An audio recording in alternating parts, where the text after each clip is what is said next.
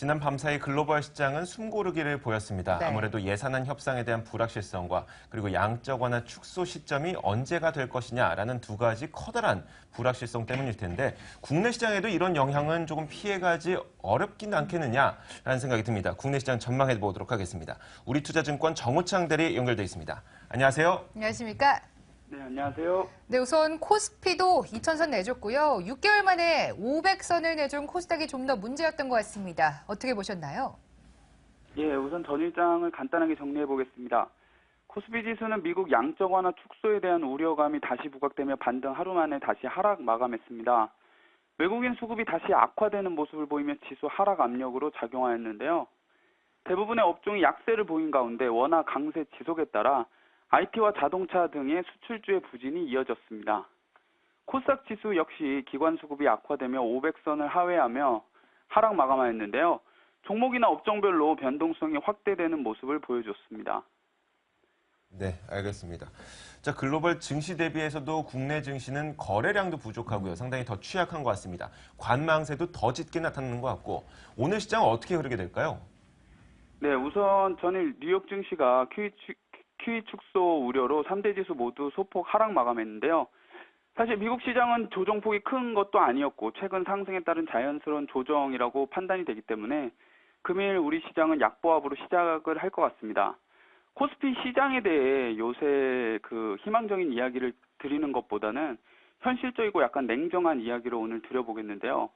한마디로 현재 시장은 소위 말하는 상승장이나 강세장은 아닙니다. 우선 이것을 투자자분들은 인지할 필요가 있을 것 같습니다.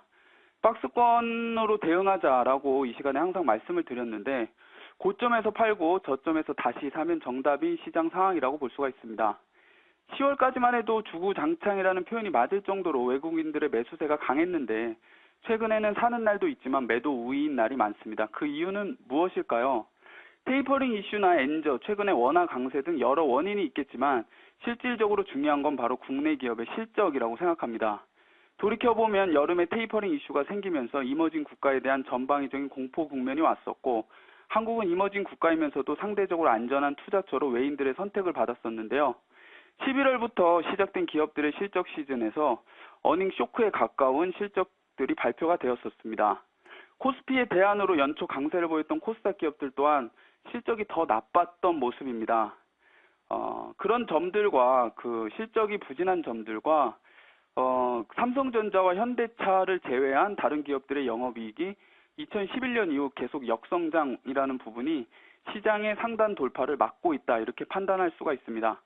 하지만 앞으로의 시장은 너무 부정적으로만 볼 필요가 없다라는 판단입니다. 우선 이번 주 목요일 선물 옵션 등 동시 만기가 지나고 다음 주 FOMC 회의가 지나고 나면 실제 테이퍼링의 실행 여부와 상관없이 올해의 불확실성들이 어느 정도 해소가 되면서 배당을 노린 인덱스 자금, 또한 연말 기관들의 자금 집행 또한 2013년 투자 성과를 마무리하기 위한 윈도우 드레싱 효과로 지수와 시총 상위주들은 다시 한번 상승 시도를 할 수 있을 것으로 보입니다.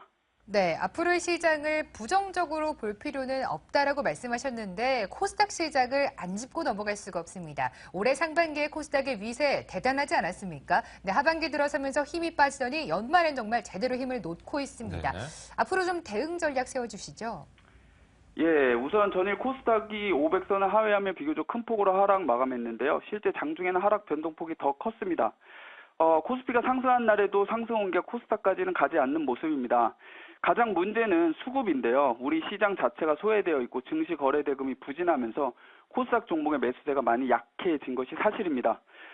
시간 관계상 좀 결론적으로 간단하게 말씀드리면은 우선 연말까지 장세는 외국인들의 매수세가 들어온다면 우선 대형주로부터 들어올 것 같고 기관들 또한 연말 자금 집행이 지수 관련 대형주 위주로 갈 수 있기 때문에 코스닥의 수급상 불균형은 당분간 이어질 수는 있다라고 봅니다.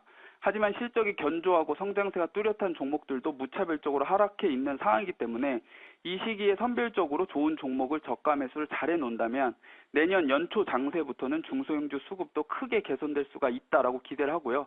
그렇게 되면 코스닥 지수 상승도 나타날 수 있을 것이라고 생각이 됩니다. 네, 알겠습니다. 정우창 대리님.